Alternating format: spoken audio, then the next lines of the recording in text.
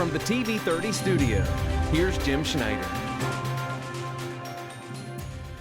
Well, hi there. Welcome to inFocus. We're glad that you've joined us for our broadcast this evening. So many things are happening in our world so very quickly. It's not by accident, friends. It's not by accident. There are things that are working toward a common end. We'll be getting into some of that information here this evening. You know, God works all things after the counsel of His own will. He is going to accomplish His plan. He will accomplish His purpose. I'm going to share with you a verse from Proverbs, chapter 21, verse 1. It says this: "The king's heart is in the hand of the Lord, and the rivers of water. He turneth it whithersoever He will." Indeed, God calls the shots, and men are just human instruments. He uses human government to accomplish His plan, His purpose. He uses world leaders. He uses presidents of the United States of America. You know, some years ago, one of the great Bible teachers on Bible prophecy was none other than Dr. Jimmy DeYoung, Sr. From time to time, we still air programs from him and recordings that he made right here on WVCY Channel 30. So many impacted by his message that he proclaimed from the scriptures itself. Well, Dr. DeYoung went home to be with the Lord in August of 2021, and he just inspired others that he came in contact with. Certainly his sons, Jimmy DeYoung Jr., Rick DeYoung, who are following in Dad's footsteps and continue on with their ministry. But there was another student of his as well that was impacted, and that is our guest here tonight, Dr. Richard Schmidt. Greatly benefited through his teachings. And just by way of introduction, many of you are familiar with Dr. Richard Schmidt, but he is pastor of Union Grove Baptist Church, Union Grove, Wisconsin. He is founder of Prophecy Focus Ministries.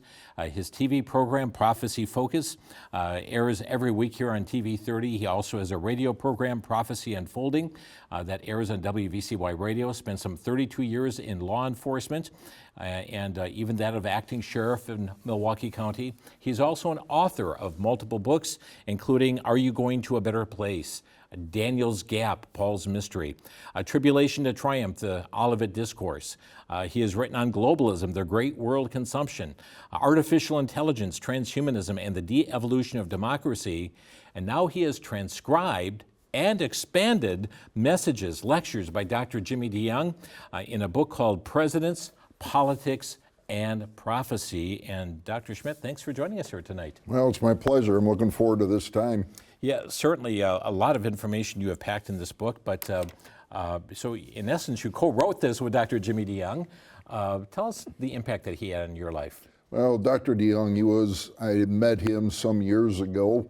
I had just started, if you will, in the prophetic scriptures and doing some little bit of tours here and there. And he came to Brookfield, which isn't that far from where we're sitting right now, and at the church I was attending. And I asked the pastor if there was a possibility I could take him out to eat, and it just so worked out that I could. So had the pleasure of taking Dr. DeYoung and Judy, his wonderful wife, out with my wife and his, and that basically started the relationship whereby he kind of talked me into joining his school. I already had one earned doctorate, and he's like, how'd you like to get a PhD out of in eschatology and really learn how to be a good prophecy teacher?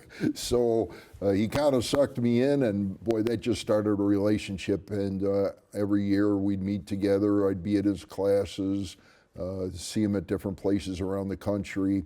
And he became like a second father, and I'm almost embarrassed to say it, but he said I was like his third son. So, I mean, I loved him dearly, he loved me, and it just was a wonderful relationship. He always had a vibrancy about him, especially when he spoke on Bible prophecy, and he also believed with such great expectation that I know he'd comment that he'd like to eat dessert first in case the rapture happened. He'd have that inside of him.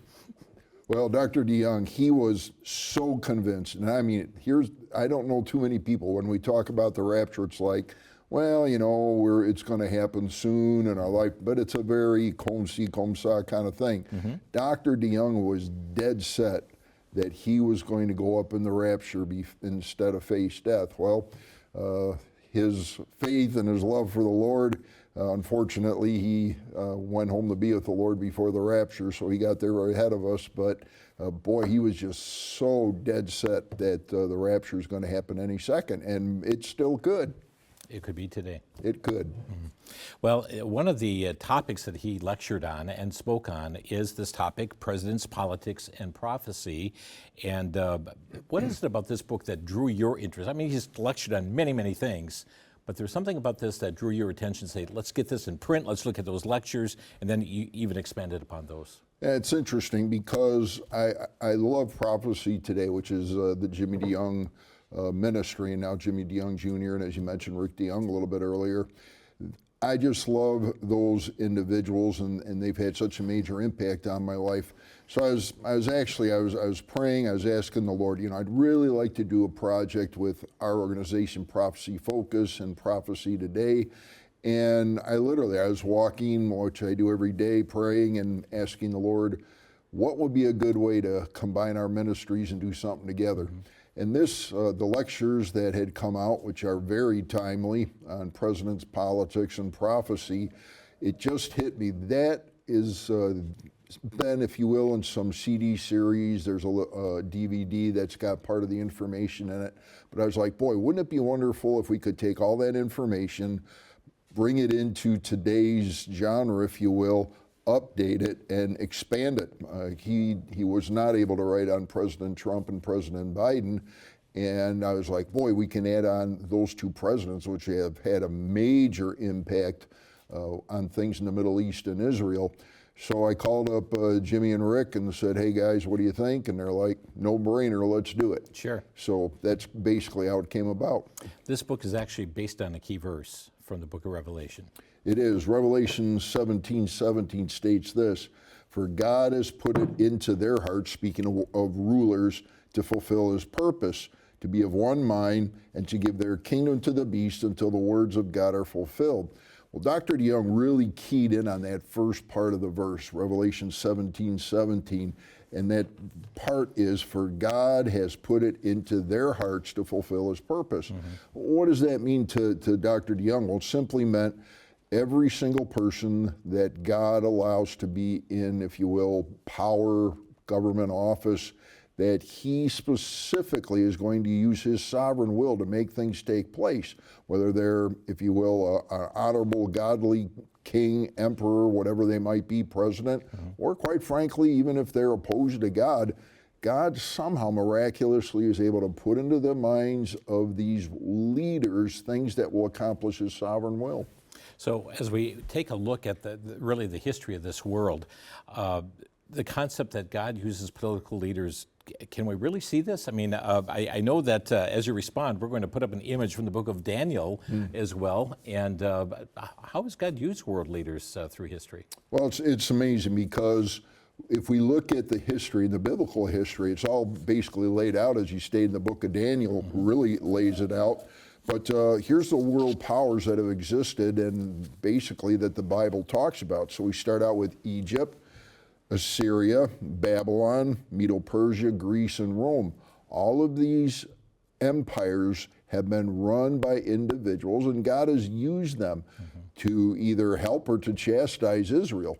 So he got into the minds. If we just think, for example, of an individual named Pharaoh, not a godly guy, not an individual that we want to read his literature, if you will, but Pharaoh, God hardened his heart to basically, for a time, punish the people of Israel for their disobedience. But when the time was right, God put it into Pharaoh's heart that it's time to release the children of Israel and allow them to go, if you will, on their journey towards the promised land. That has been taking place throughout history with these type of rulers, whereby they're accomplishing God's will. Well, we're going to put that image back up here of King Nebuchadnezzar's vision that he had, and just explain that for us a little bit, because this was a foreshadowing of things to come, and God was the one calling the shots. Yeah, absolutely. So when Daniel wrote this in Daniel chapter 2, and also reiterated basically the same things in Daniel 7, in Daniel 2, the empire that existed right at that point was King Nebuchadnezzar's Babylon. Well, when Daniel was reviewing this, he went through that image that we just had up on the screen, and it goes through the various empires. 4 specific empires are brought out. They're not specifically named right at that part, but they do come out. So as we having the advantage of looking back at history, everything makes perfect sense. And we see that God started on that image with Babylon, then the next empire would be Medo-Persia, then Greece, and then finally Rome. So things then, when the church age began, basically it breaks away from that particular image. And now we are centering in on who are the major world powers, who are those that have control in the world during the church age. And that's where this concept that Dr. DeYoung had about, let's take a look at some of the presidents, basically the last 7 presidents for him and 8 for me, the last set of presidents, see if they've really had an impact on what's taking place in the Middle East and Israel. And as we're going to go through at least some of it tonight, we're going to see they've had a major impact when it comes to things happening in Israel and the Middle East, and as Dr. DeYoung would say, that are setting the stage for Bible prophecy to be fulfilled. Indeed, indeed. So that bringing us to this point now, but the same putting in their minds and the putting in their hearts, that's going to happen through the end of time, is it not? Well, it is.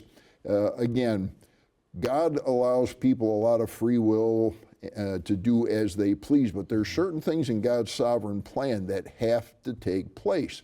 So when we read through the scriptures, we find out that Dr. John Walvoord, I think, did an excellent job. He wrote a book called Every Prophecy of the Bible. Mm-hmm. In that book, he points out that there are 1,000 prophecies that have been written. Out of those 1,000 prophecies, 500 of them have already been fulfilled exactly as he stated. Over 300 of them came to pass simply through the first advent of Christ. Now, every single detail of those prophecies came to pass exactly as God stated. What does that tell us? 500 were fulfilled exactly as he stated. 500 more must be fulfilled exactly as written in Scripture. So yes, absolutely, God is going to have to, if you will, use the people that are in power, even the horrible world ruler that's going to come, the Antichrist. He doesn't know it, but he's going to have to fulfill God's plan, and God's going to see that that takes place. Okay. We're talking with Dr. Richard Schmidt tonight from Prophecy Focus Ministries and taking a look at presidents, politics, and prophecy. And we are going to weave our way through a number of presidents, the presidents of latter years.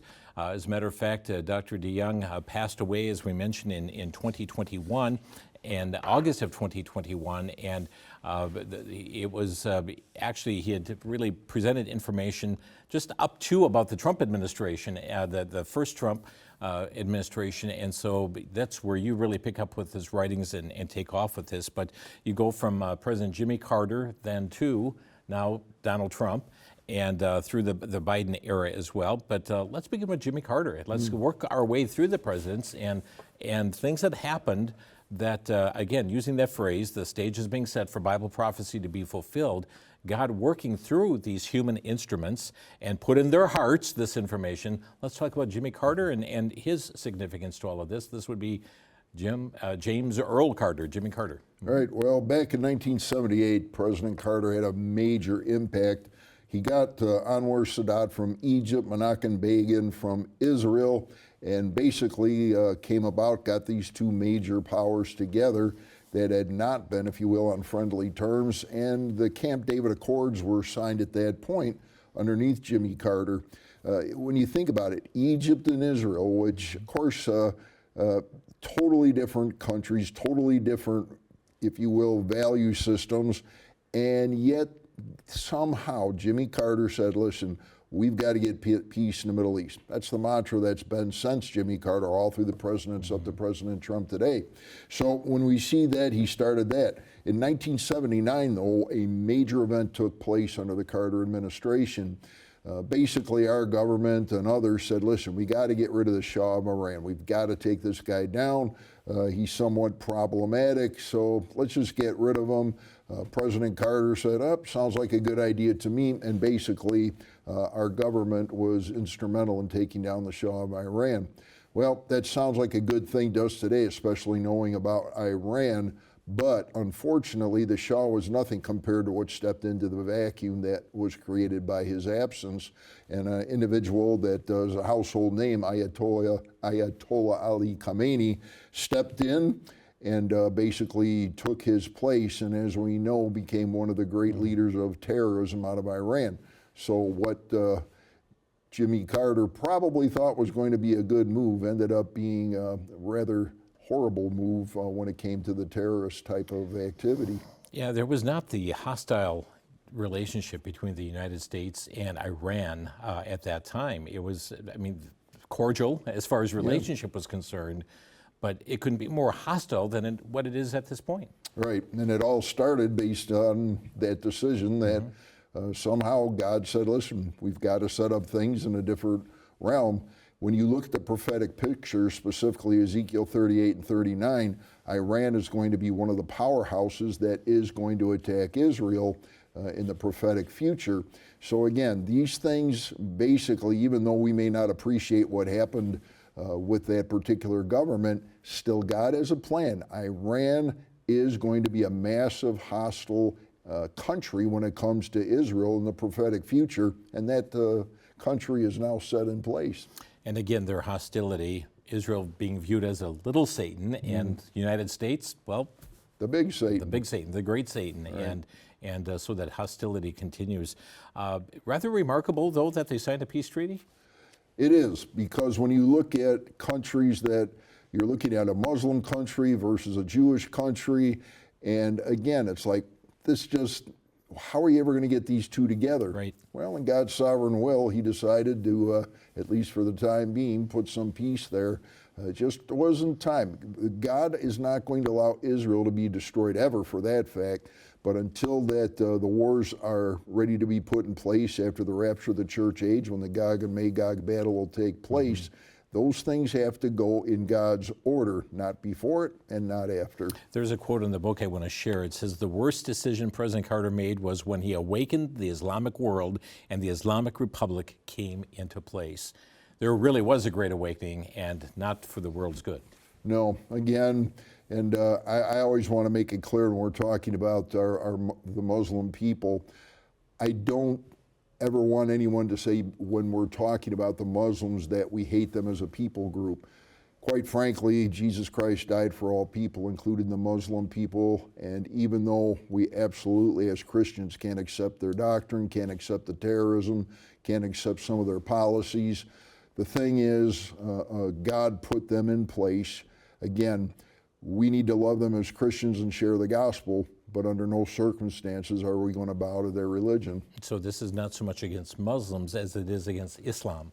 Islam with its teachings that are guiding Muslims to fulfill its teachings there. Yeah, absolutely. So again, when we look at any people group, if they're not, if you will, on board with the Christian message, so be it. We're not going to accept their doctrine, we're not going to accept their ways, but again, every time we think of the Muslim world, and we have so many individuals in our own country right now, we have many that are living within close driving distance of us that we run into every day in the malls and the streets and so forth.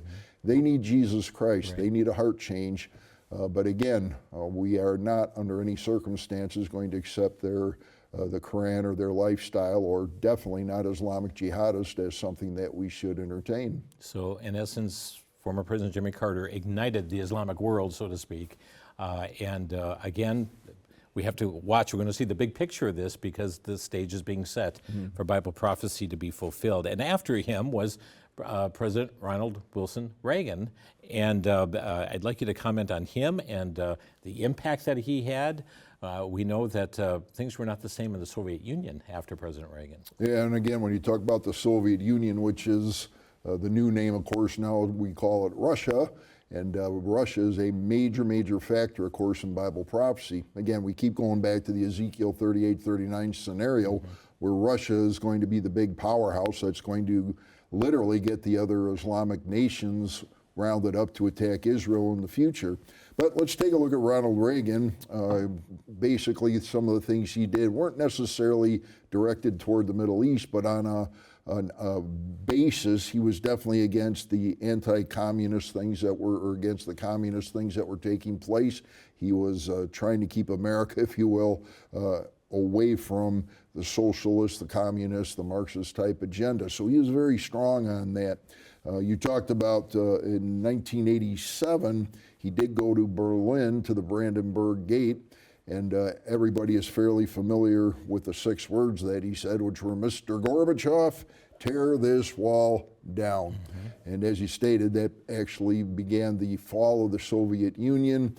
One of the other major things that took place is the communist world began to somewhat fall apart. Some of the Eastern Bloc countries, including Poland, Hungary, Romania, Estonia, and the Eastern Bloc, basically went and formed part of what was a new organization, which was known as the European Union. Now, some people may say, well, what about the European Union? It's not exactly talked about in Bible prophecy. Well, maybe it is, and here's why. When you look at the Roman Empire that we basically had up in Daniel chapter 2, that bottom section of the Nebuchadnezzar vision, Rome was not simply the little Rome we find in Italy at that time. We're talking about the Roman Empire. What's interesting is that if you put the map up of the current European Union and you put the map up of the entire Roman Empire, it is interesting that they both are very close in dimensions. Now, what does that mean? I can't prove anything one way or the other, but it does seem that when we're talking about where the Antichrist comes from, which is out of Rome, according to Daniel 9:27, that very possibly something within that European Union is going to develop where the Antichrist actually will come from. We're going to move on to the next president, George Herbert Walker Bush, and this would be Bush 41, and it was under his presidency that there came a warning from Saddam Hussein. We know also that Saddam Hussein was one that was going to gas Israel, but Secretary of State James Baker got involved there too, so give us an overview of George H.W. Bush. Well, as you stated, the United States military did go into Iraq, had Desert Storm, trying to take down some of these terrorist organizations that they were concerned about as attacking America. So there was that interaction, if you will, with the first Iraqi war crisis. So again, it's setting the stage for things that we know are going to take place in the future. One of the other big things, which is really a positive thing that George W. Bush did, or H.W. Bush did, was what was called Operation Solomon, which took place in 1991.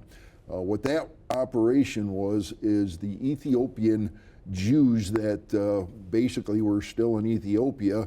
He put this major operation together whereby he actually got 15,000 of these individuals, Ethiopian Jews, and brought them to Israel.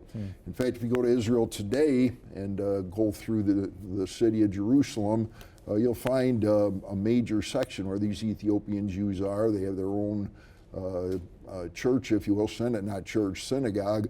So it's just very interesting that God used a individual from the United States, a president from the United States. There you go, 1,500. I recognize the picture. It's about 1,500 Ethiopian Jews were put inside of each airplane. They took all the seats out. They just crammed these people in, and what an absolutely marvelous operation. I know we can't go too much into it, but Dr. DeYoung, one of the sweetest stories that we do put in the book, is regarding him and his dear wife were in Jerusalem when this was taking place. The Ethiopian Jews come in and these folks were starving to death. They had nothing. And Dr. DeYoung and Judy went down. There were eggs there that weren't cracked, open hard-boiled eggs, containers of yogurt and other things. These people had no idea how to eat these things. So they literally, tears in their eyes, began to show these individuals how to crack open an egg. how to eat some yogurt, and it's just a beautiful story. But the thing is that God was fulfilling biblical prophecy here by bringing Ethiopian Jews from Ethiopia into Israel, and that is talked about in Scripture. So it's a wonderful thing that took place. And as Dr. DeYoung would give these messages, these lectures, he would do that. He'd weave in Ezekiel and verses that would take place in the book of Ezekiel, and it's one would look back and say, how will these things ever come to pass? And yet we see God put it into their hearts, to fulfill His very will. All right, it is amazing. Why did an American president care about bringing Ethiopian Jews from Ethiopia into Israel? Right. Well, God put it into his heart to do it, and it's done. It's amazing. It was called Operation Solomon, and you saw the picture earlier there, just quite an impact there. But we're going to move. And by the way, friends, his book, Presidents, Politics, and Prophecy, a powerful book. And again, it guides you through. We're kind of giving a surface look at it here tonight, a cursory look going through it. But the book just really talks about world leaders, world history, and certainly then looking at the presidents from Jimmy Carter through Donald Trump. And just want to put out a word. We are making this available through VCY, our way of saying thank you for your support of $18 or more. It's available at vcy.org, vcy.org. You may reach out to our switchboard during regular business hours at 1-800-729-9829. That's 800-729-9829, and request a copy of the book, Presidents, Politics, and Prophecy. Well, after this president here with George Herbert Walker Bush, it's going to take us to William Jefferson Clinton. This is really a lively discussion on this one, because President Clinton got into effect two major peace treaties during his administration, which are quite phenomenal. The first one comes about in what is known as the Oslo Accords.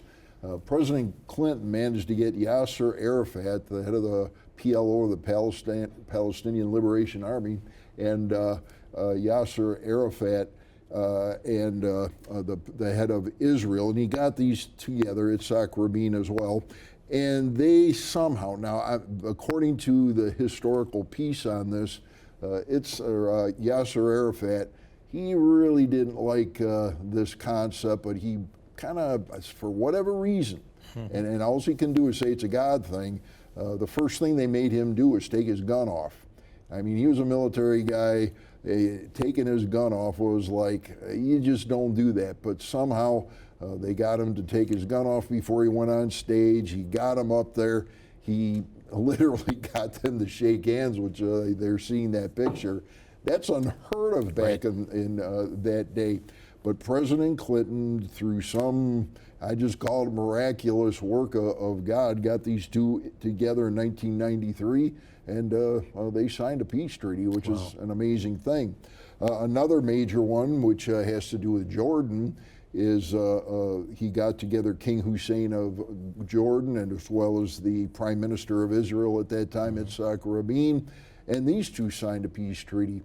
It's amazing when you think about it. If you go to Israel, of course, right to the east is Jordan, and it is a different country, and it's a Muslim country, and yet at this time, and so peace agreement exists with the folks of Jordan. So again, you've got Jordan to the east, you have Egypt to the south, and basically, to some degree, there's a bit of a peace treaty there, even though there's, of course, many violations of it. Inch by inch, step by step.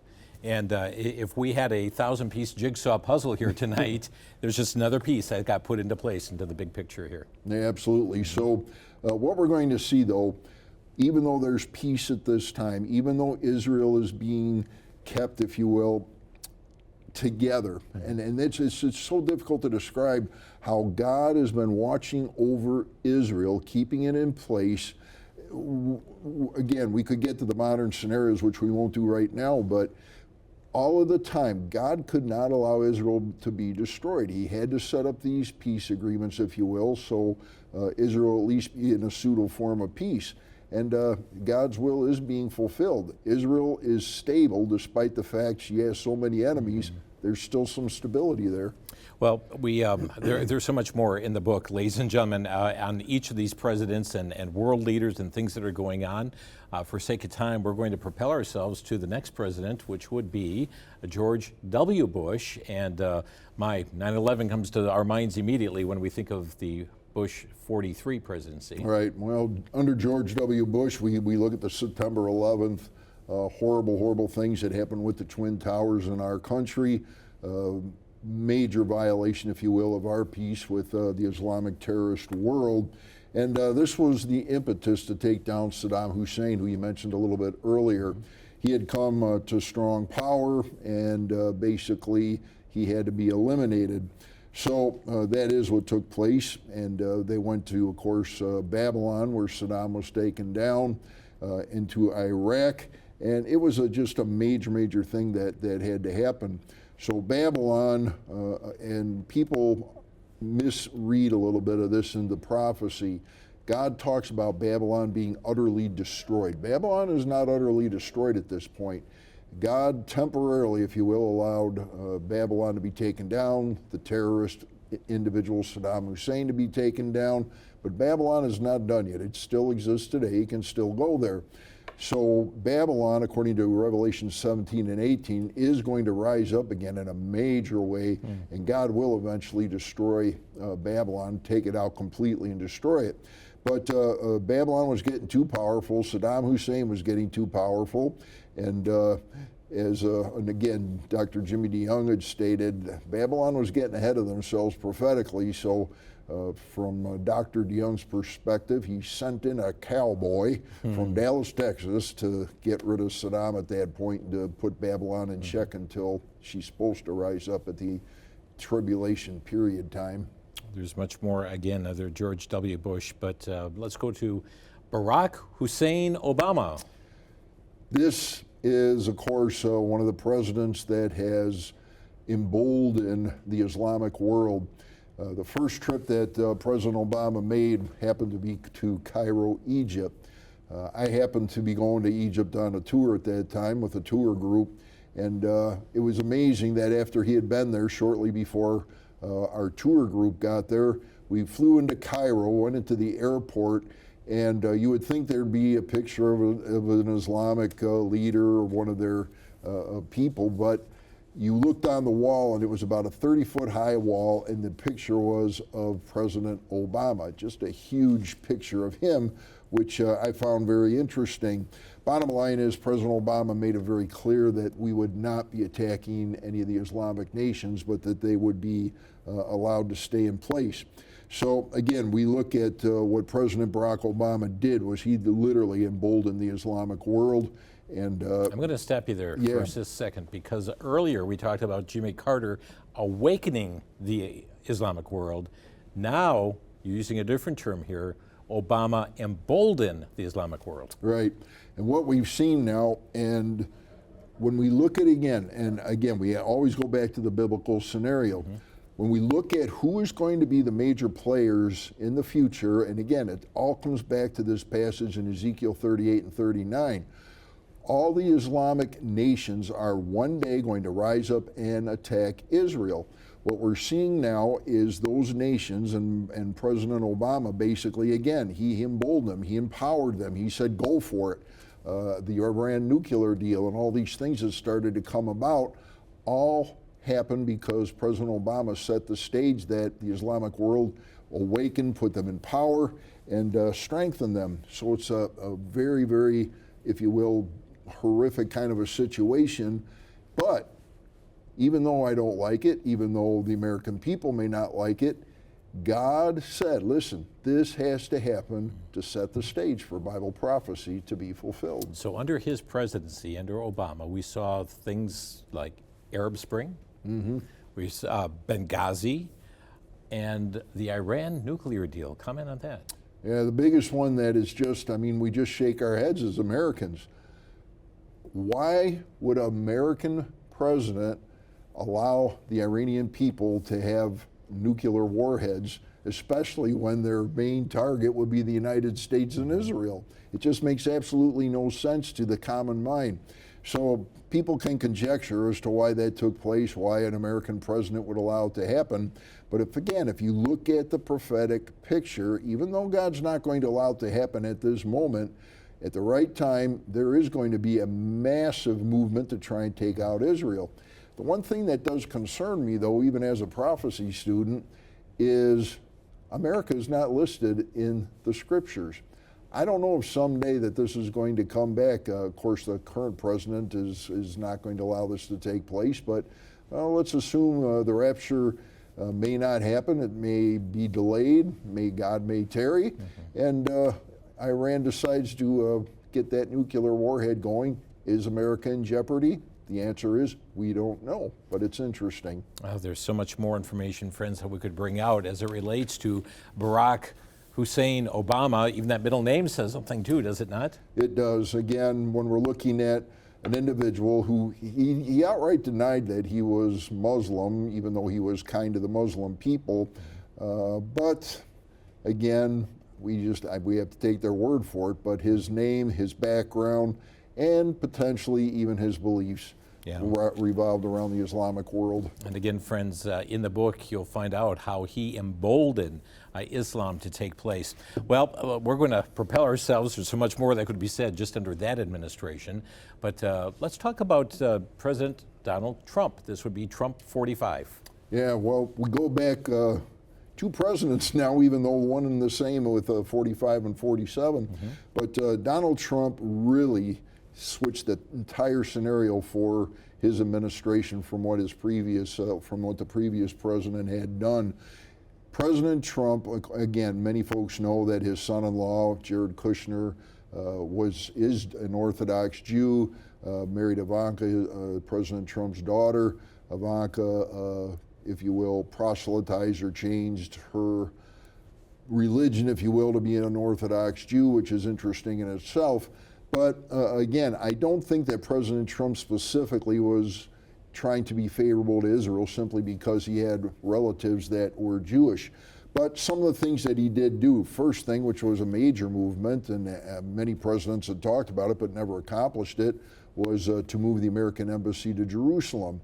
I've been there, many folks listening I'm sure have been there. That was a major move in support of the Jewish people. Everybody said they were going to do it. Every president said we're going to do this.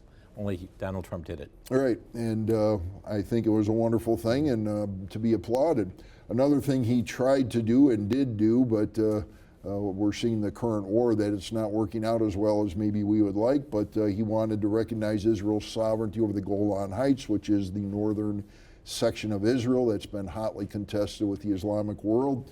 Another thing that he did, he wanted sovereignty over settlements in what is known as Judea and Samaria. The liberals, media likes to call it the West Bank, but it's really part of the two regions in the south.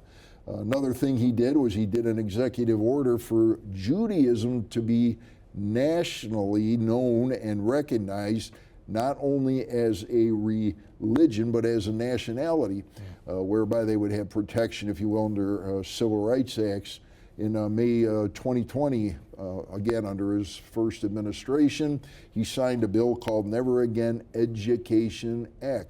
Basically, many folks and many in the Islamic world have tried to say there never was a Holocaust. We've always treated the Jews respectfully, blah, blah, blah.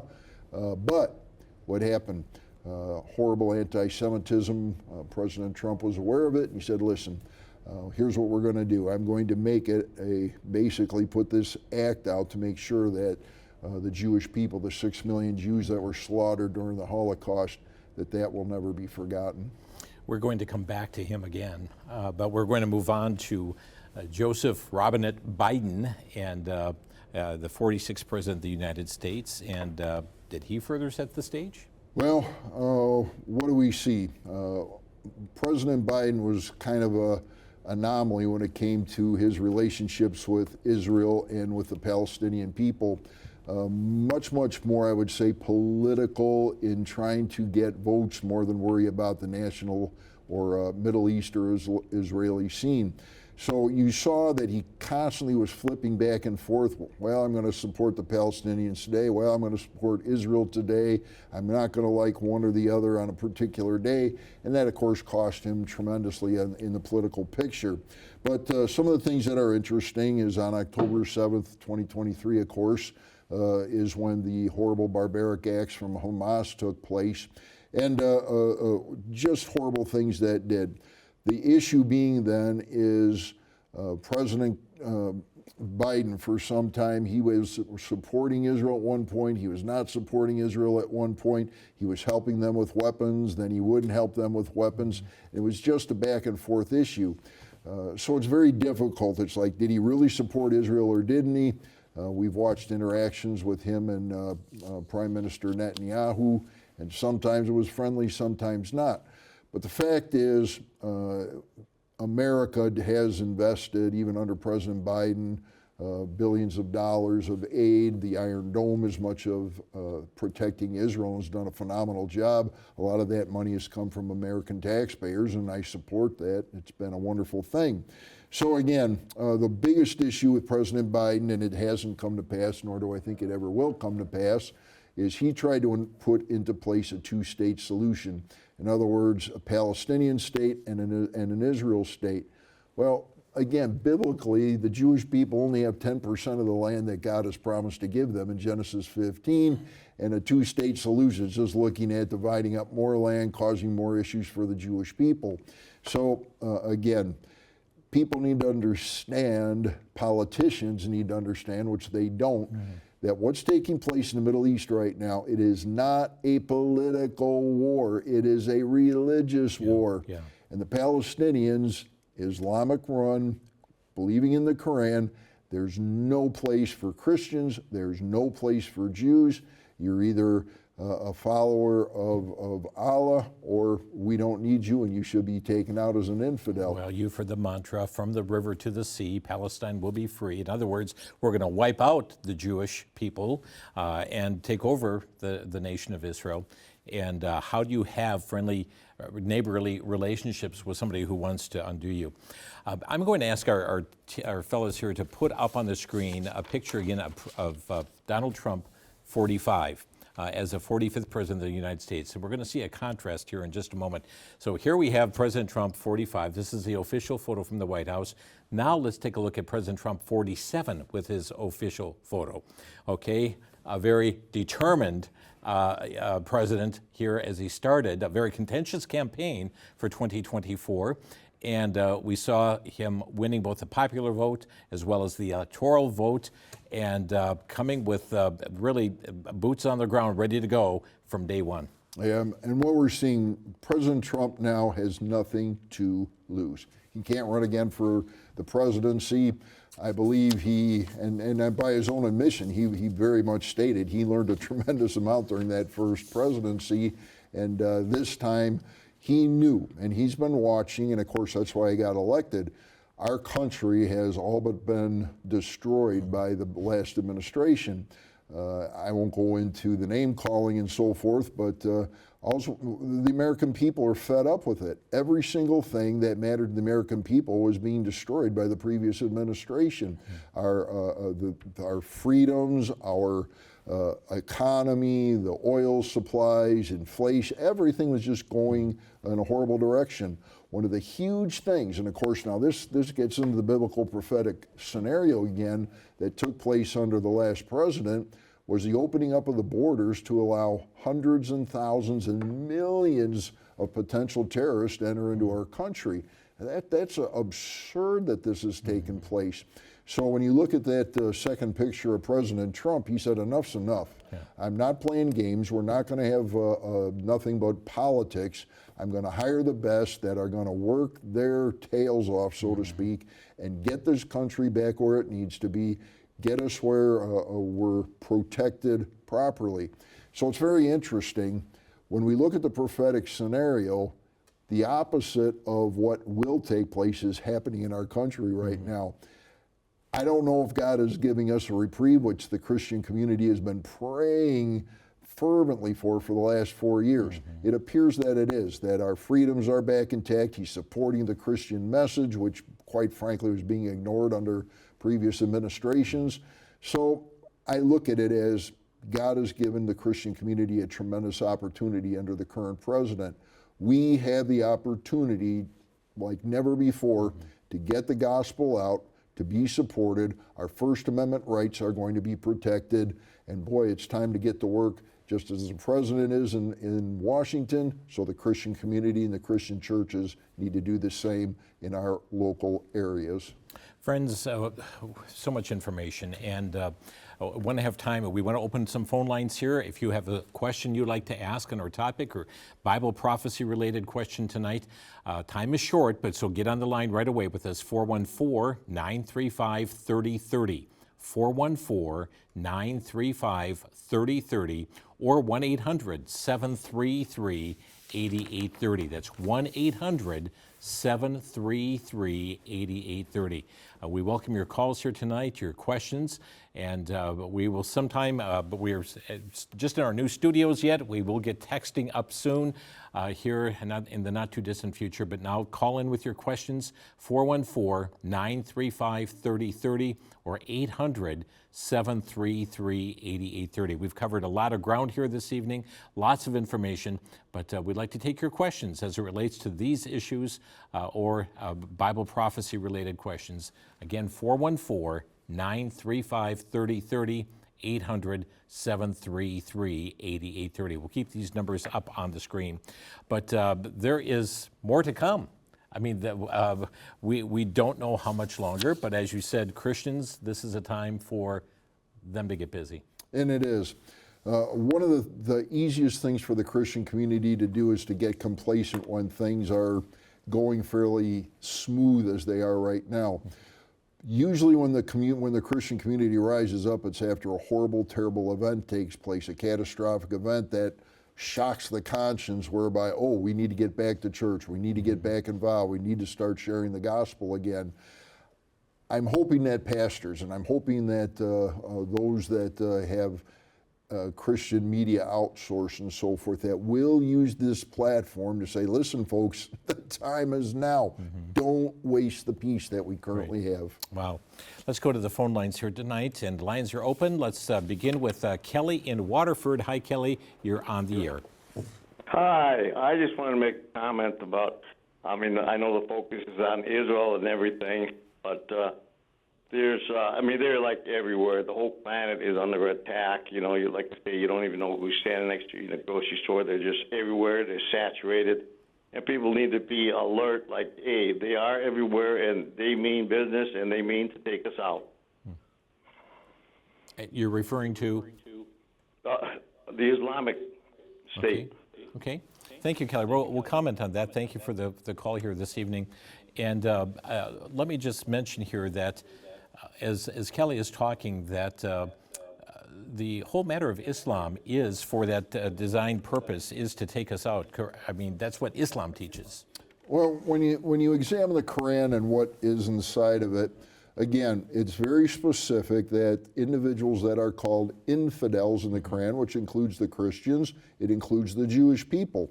So when you look at that dynamic, if indeed they're practiced not just Islamic by name, but if they honestly are practicing their religion, then the Sharia law, then the jihadist concept, it's going to come out.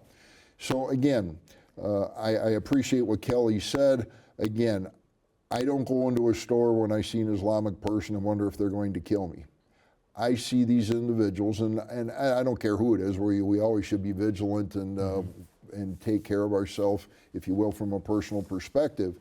But every time we see the Islamic folks coming by, and they're dressed in a way, especially the ladies, you can see who they are. Of course, most ladies are not going to talk to a man who isn't in the Muslim faith, based on part of their rules as well. But when you come across individuals that are Muslim, it's not about, well, do I punch them in the nose and protect myself? That's not what the Christian community should be about.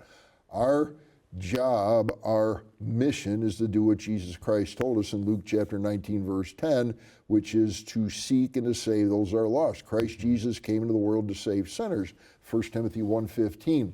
So again, should we be cautious? Yes. Should we be scared to the point where we ignore the Islamic community? No. One of the interesting things, we had a missionary at our church it was yesterday, and deals with the Islamic world. I mean, I can't tell the person's name or where he goes, but we have several missionaries like that. These individuals are going into Muslim countries, and many Muslims are turning to Christ right now. And it's absolutely wonderful. So our American mindset needs to get to that point where, yes, we need to be on guard. Yes, we need to be careful. But the Christian church needs to do what the Christian church has been called to do, which is to evangelize and to seek and to save those who are lost. That Great Commission is still needing to be fulfilled by believers today, and sadly it's become the Great Omission. Yeah, and that's so true. Mm-hmm. One of the weakest things in the Christian church today, next to prayer, is evangelism.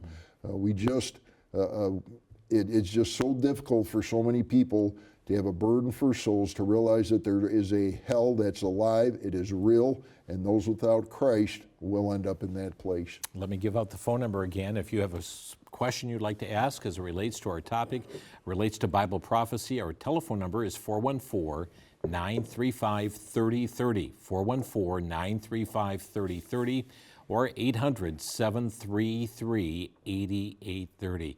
These are critical matters that are being faced across this world, but don't think of them as being haphazard, just coincidences or random things that are happening, because, again, we just hearken back to that phrase that you have reiterated many times from Dr. Jimmy DeYoung, who did the primary lectures for this. The stage is being set for Bible prophecy to be fulfilled. What lies ahead? What is coming in the future? Scripture is not silent on those issues. No. In fact, when we look at the prophetic picture, again, the next major event on God's prophetic calendar is what we like to call the rapture of the church, the removal, the snatching away, spoken about in 1 Thessalonians chapter 4 and 1 Corinthians 15. That's going to be a major thing that's going to, once that rapture happens, which again was the mantra of Dr. DeYoung, when the rapture takes place, the church is gone. It's not here, it's up in heaven.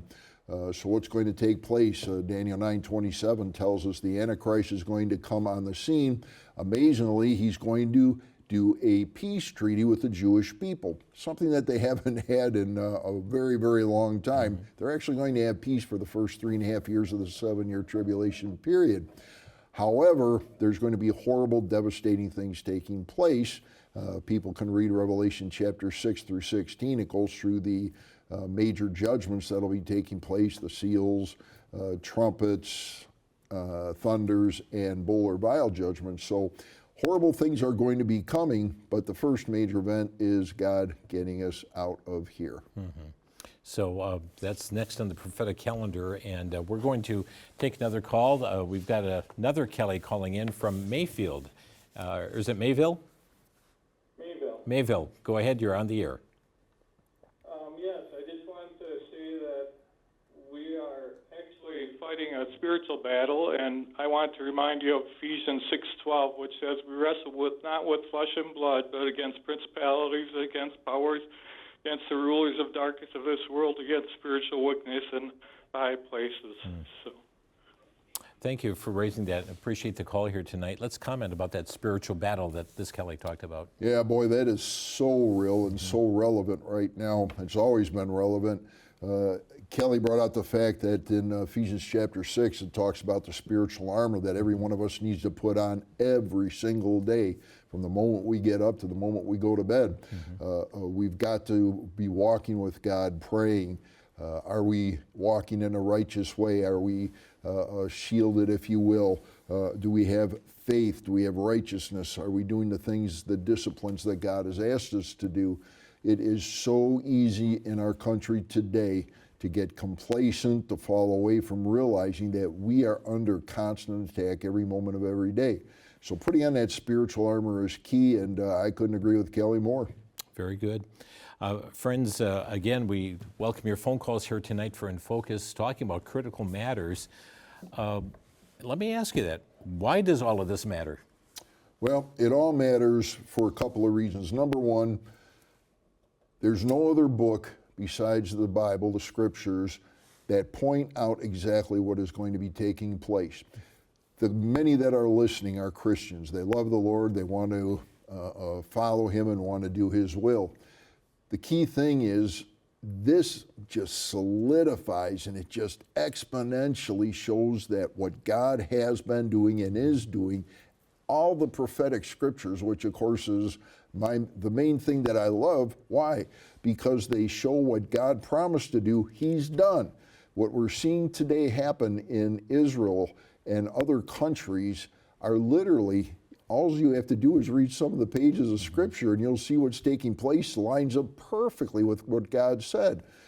Just this one thing, you think about is the Jewish people going back to Israel right now. In 1948, there were about 100,000 Jewish people that lived in Israel. When God allowed Israel to become a nation in 1948, He put up a giant Holy Spirit magnet somehow that started drawing the Jewish people from all over the world back to Israel. There's approximately 15 million Jewish people in the world today.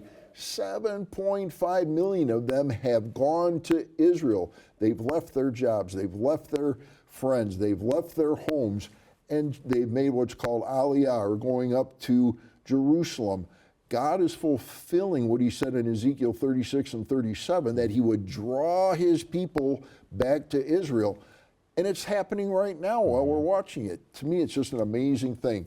God does what God says. He does. What God has promised is going to come to pass. And just as Jesus' birth was foretold, Scripture says in Galatians chapter 4, verse 4, that when the fullness of the time had come, God sent forth His Son, made of a woman, made under the law, to redeem them who are under the law.